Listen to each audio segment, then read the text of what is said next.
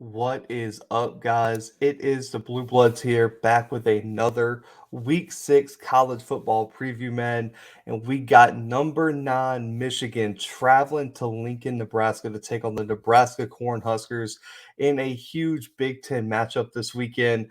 The Wolverines are 3.5-point favorites right now, and this game kicks off in prime time, live on ABC, 6:30 p.m. Central Time. And we got a game now that's not only going to play a big role in the Big Ten title race, but it also could have college football playoff implications moving forward, especially for the Wolverines.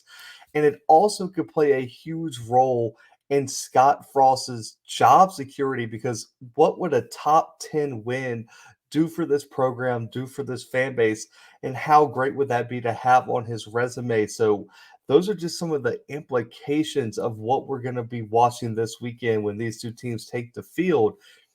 For storylines, man, you've got to start with the Wolverines coming to this game 5-0, find themselves in the top 10 for the first time in a few seasons. And Jim Harbaugh might have his best team yet, and arguably his best shot at a Big Ten title, and possibly with a huge win this weekend could spark a college football playoff run. And it would be a big statement if they could blow the Cornhuskers out this weekend, especially after the Cornhuskers have been putting up really great fights this season. Now, that leads us to the Cornhuskers, man. They're 500 right now, looking for a signature win. They lose to Oklahoma by 7, and they lose to number 11 Michigan State by 3 points in a game that could have went either way. The Cornhuskers had so many chances to come away with the W that week. And a win here could really change the fortunes of this program and spark a promising season. I just feel like they're missing that like closing it factor on this Cornhuskers team. In this game, getting an upset over Michigan could be such a big step to really getting this program back on the right track for Scott Frost. Now, Michigan leads the overall series right now 5-4, won the last matchup in 2018, but the series is tied 4-4 over the last 8 matchups, which shows how competitive this series really is. Now, keys to the game, man. Let's start with the Wolverines, and it's the rushing attack. It's clearly the rushing attack because it's been one of the best rushing attacks in the country and has really carried this offense by averaging over 250 yards on the ground this season. And this is the most ridiculous stat I think I've read. They're averaging over 3.5 touchdowns on the ground per game this season. So this is going to be the focal point of this offense, like it's been all year long. It's a two-headed monster, is what this rushing attack really is. And being able to establish the run is a key to escaping Lincoln with a win. It all starts with Blake Currum at running back, over 520 yards rushing, averaging over 6 yards per carry, 7 rushing touchdowns. And then on top of that, you have Hassan Haskins, almost 400 yards rushing and 6 rushing touchdowns. These guys are a problem. And what makes this Wolverines attack so good is how diverse it can be and where and when it can attack you. And that's going to be one of the keys for the Wolverines, is to keep this Nebraska team off balance and guessing all night about where Michigan is going to run the football. Out of the 8 different rushing lanes, so that's the 2A gaps, the 2B gaps, the 2C gaps, and then wide off tackle or off the tight end on the wide side. That's 8 different rushing lanes. Over six of the 8, the Wolverines have rushed for over 100 yards in each of those rushing lanes and gaps. And on the outside runs off the left side of the offensive line, they've had over 250 yards and 7 touchdowns. And it's been a staple for this Wolverines offense. So they're able to run up the middle. They're able to run in the B gap off the guards. They're able to go off tackle. They're able to get wide outside on you and make plays all across this line of scrimmage. And that's what makes this versatile, explosive attack so hard to stop for teams, because you never know where they can attack you. And being able to do this allows them to identify your weakness and attack it and attack it. And once you fix that weakness, they're able to attack where you took reinforcement from on your defense, and that's why Michigan's been so successful this year. And the other key, the stat that's consistently overlooked, is that the Wolverines have only had 2 fumbles on over 228 carries.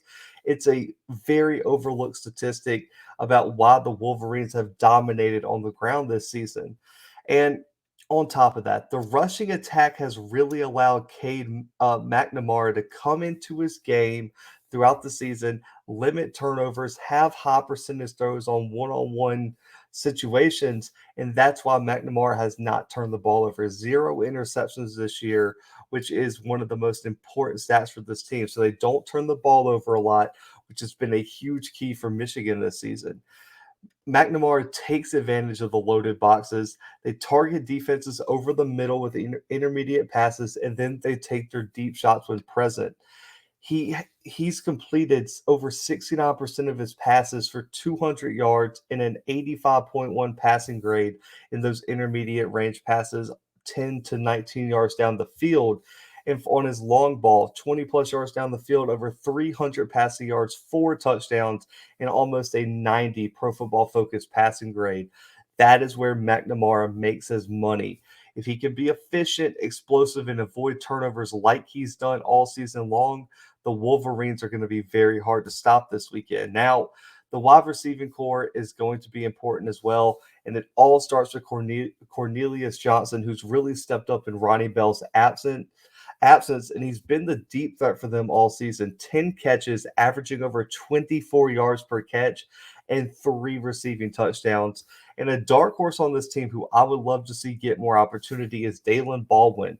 He only has 6 catches, 2 were for touchdowns, but he's averaging almost 26 yards per catch. So these are the 2 guys you got to look for when they try to take the top off this Cornhuskers defense. And the Cornhuskers have to know where these 2 guys are at all times, and they have to try to stop the run without overloading the box and allowing Michigan to get behind their secondary. Now, moving to the Cornhuskers, though, they're a little bit different because their key has to be balanced, a balanced offensive attack, because this offense clicks at its highest level when the rushing attack and passing attack are working in tandem, and Adrian Martinez is clicking and in rhythm in this offense because it's clear that Martinez is the X factor for the Cornhuskers, and he's the overall key on how this offense performs this year. Now, the Cornhuskers offense is averaging over 500 yards per game this season, 267 through the air and 236 rushing per game. If that can be replicated this weekend and put pressure on this Michigan offense to score and put pressure on this defense to execute, that's the key. And it all starts with Martinez at the quarterback spot. He's thrown for almost 1,500 yards, 6 passing touchdowns, 400 rushing yards, and 9 rushing touchdowns with only 2 interceptions. The target should be the middle of the field, deep in between the numbers, middle of the field, and test these Wolverine DBs and safeties. That's where Martinez has thrived. Over 400 yards passing, 28.4 yards per attempt, 4 touchdowns, and a 92 PFF passing grade on deep passes between the numbers is where Martinez lives and thrives at. And if he's able to lean on the rushing attack, he's able to get that deep passing attack going and make plays outside the pocket with his own legs. It's really going to put this Michigan defense in a tough spot that they haven't been in all year. And the Cornhuskers are going to be able to make some noise in Memorial Stadium this weekend. Now, the rushing attack has utilized multiple running backs. Gabe Irvin might be out for the season. That's a huge loss for them. But it's allowed for Mir Johnson and Marquis Stepp to have to step up and carry this rushing attack. Johnson, 231 on the ground, 2 rushing touchdowns, while Stepp has 159 and a rushing touchdown. They have to be more consistent this weekend, and they're going to have to go make plays. Now, Samori Tor, I believe it's Samori Tor, is by far the top target at wide receiver, averaging over 22 yards per catch and 3 touchdowns. He's going to be the explosive deep threat for this Cornhuskers offense, and he's by far the top target for Martinez. So the Wolverines defense has to focus on him and have to try to slow him down. Now, The matchup to watch for me is obvious because I always try to pick either strength versus strength and or a clear weakness versus a clear strength, and that's what we have this in this game. Nebraska's O line against this Michigan D line is going to determine who wins this game, in my opinion, especially when you look at what a mismatch it really is on paper.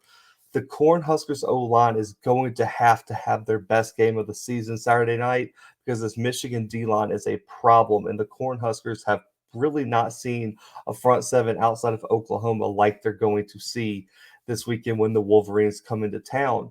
Now, the Cornhuskers O line has been decent, I would say, in run blocking, but there are some obvious flaws in the pass blocking aspect of this offensive line. They've allowed 18 sacks, 72 hurries, and 94 pressures in 6 games. That is not a good mark to be at right now at this point in the season. And that's really for me what's holding this offense back from their full potential in terms of scoring the ball against high level opponents. And it all starts at the tackle spot. Bryce Bernhardt and Turner Corcoran are two guys at the tackle spot that have allowed 10 sacks, 41 hurries, and 52 of the pressures off the edge for the Cornhuskers offensive line. Both, Bryce has a 23 pass blocking grade, and Cochran or Corcoran has a 13.7 PFF pass blocking grade. That is atrocious. And the bad part is that's where the strength of this Michigan D line is off the edge. But the center Cam Jurgens has been the bright spot man. Only offensive lineman for Nebraska with above a 60 pass blocking grade has allowed 0 sacks, 0 QB hits, and only 6 pressures. So the interior of this offensive line is stout, but the tackles have to come along this Saturday night. Now, you're going to have to win the line of scrimmage. They cannot lose the edge battle, and they have to give Martinez some time to play his game. Because if Michigan is consistently getting to him, this offense is going to stall and sputter, and Michigan's going to run away with this one. Now, the Wolverines' front seven has performed extremely well this year and has really played a key role in this season with 13 sacks, over 50 pressures on the quarterback. And it all starts with Aiden Hutchinson at the edge spot, one of the highest graded D linemen in the country. Anthony Tresh for Pro Football Focus called him the best defensive player in the country right now. And I think there might be a good argument for that. 5 sacks, 13 pressures, over a 92 just overall defensive grade on Hutchinson. He right now is the best edge rusher, possibly the best edge rusher in the country statistically. David David Ajabo at edge also 4 sacks, 5 pressures from the edge spot for the Wolverines as well. The edge spot is such a key in this game. And those two guys off the edge have been a key factor in this defense, only allowing 114 yards per game on the ground, less than 3.5 yards per carry, while also playing a large role in helping the secondary allow less than 170 yards per game through the air. If the Wolverines are able to get to the quarterback with only 3, 4 rushers this week, it's going to play right into their game plan, and it's going to be the key against this Cornhuskers offense. So for the prediction, man, I think I was looking at this and I was like, man, this could really be a trap game for Michigan. They could be overlooking Nebraska, all the hype. This is like the perfect game in Memorial Stadium for Nebraska to pull this one out. I just don't have faith that they can stop Michigan's run game. And I really think the edge rushers for Michigan are really going to eat against this Nebraska offensive line. I think it's close early. But for me, Michigan pulls away late. I got the Wolverines 34, Cornhuskers 23 this weekend in Lincoln. Big win for Jim Harbaugh and the Michigan Wolverines as they continue their march to a Big Ten title, to a potential college football playoff matchup with Ohio State late in the season. I am so pumped to see this Michigan team back on top. But I got them winning 34-23 this weekend in Lincoln. Y'all hit that subscribe button, like the video, and make sure to comment your score predictions below and go ahead and give me your takeaways and thoughts on the game this upcoming Saturday night. And like I said, hit that subscribe button. I appreciate y'all so much. We wrap up our week 6 previews tomorrow, man. Make sure to go check out our week 6 college football content playlist now for all our other previews that we've done this week. But for right now, man, the Blue Bloods are out.